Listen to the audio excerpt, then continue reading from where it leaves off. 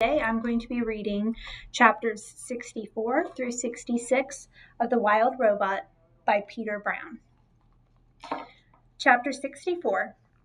After Bright Bill told the story of his winter, he and his mother sat in silence and thought. They thought about poor Longneck and the human who had killed him. They thought about farms and cities and factories. They thought about Roz and where she truly belonged. Then, after a while, Roz told Bright Bill her own winter story.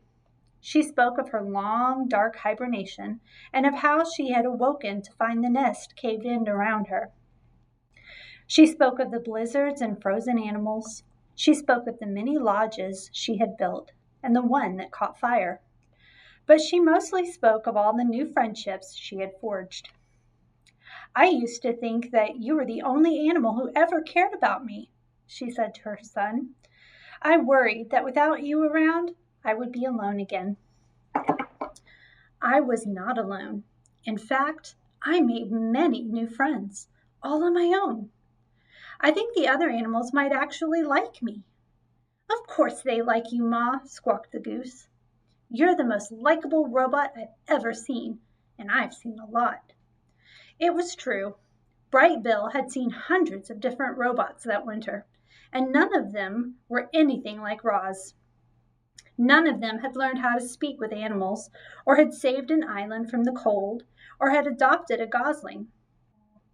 As he sat there watching the robot's animal gestures and listening to her sounds, Bright Bill realized just how special his mother really was.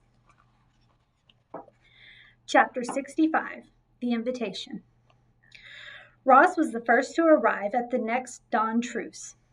She had an important announcement to make.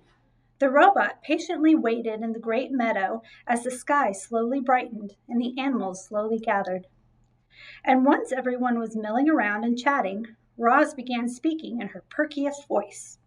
"Pardon the interruption. If I could please have a moment of your time." The crowd settled down and listened to their robot friend. "We made it through a terrible winter.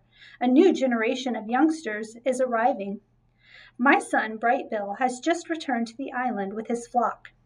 I think we can all agree that there is much to celebrate. So in addition to the dawn truce this morning, I would like us to have another truce this evening. We can call it the evening truce, or better yet, the party truce." The crowd began chattering with excitement. "I've planned a celebration," Roz continued, "and you're all invited. I will take care of everything. Just please meet back here at dusk. Oh, and I have a little surprise. Actually, it's not little. It is quite large.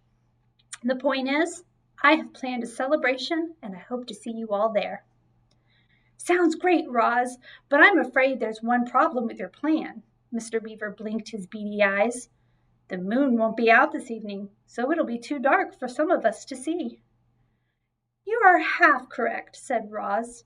"Tonight will be moonless, but it will not be dark, I promise. Now, if you excuse me, I must prepare for our party. I will see everyone back here at dusk. Goodbye." Chapter 66, The Celebration. Dawn turned to day turned to dusk, and just as Roz had asked, animals were gathering again in the great meadow. Word had spread across the island that the robot was throwing a party, and everyone wanted to see what the fuss was about. The fuss seemed to be about a giant stack of wood. Roz had spent the day collecting logs and branches and stacking them in a perfect, massive tower. The animals crowded around it, trying to imagine its purpose. And then they saw a golden light flickering in the distance. Roz emerged from the dark forest. In her hand was a flaming stick, which she held up like a torch. She was camouflaged in thick mud and clusters of wildflowers, but her camouflage wasn't for hiding. It was her party dress. The animals watched as the robots glided across the meadow, surrounded by the warm glow. "Thank you all for being here," she said as she joined the crowd.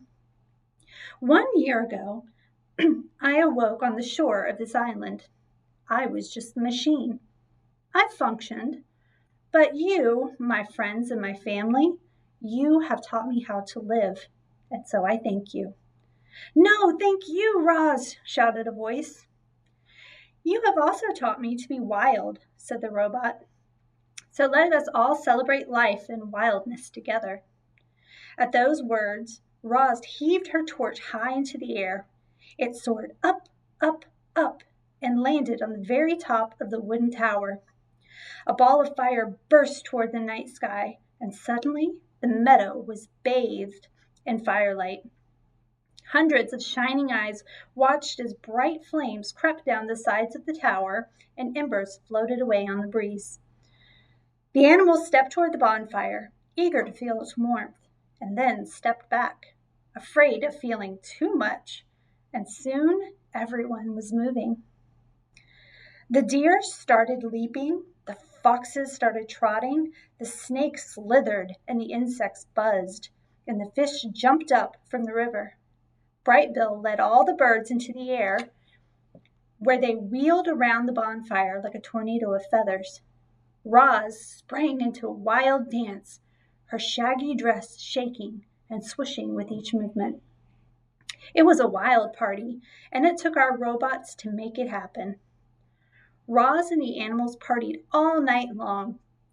They were so busy singing and laughing and dancing that they didn't see the cargo ship as it sliced past the island. But the ship saw them. It saw the towering bonfire. It saw the robot. And then it quietly continued through the darkness. We have a picture here. I hope you guys enjoyed listening to this story, or these chapters of the story, and stay tuned for the next few chapters.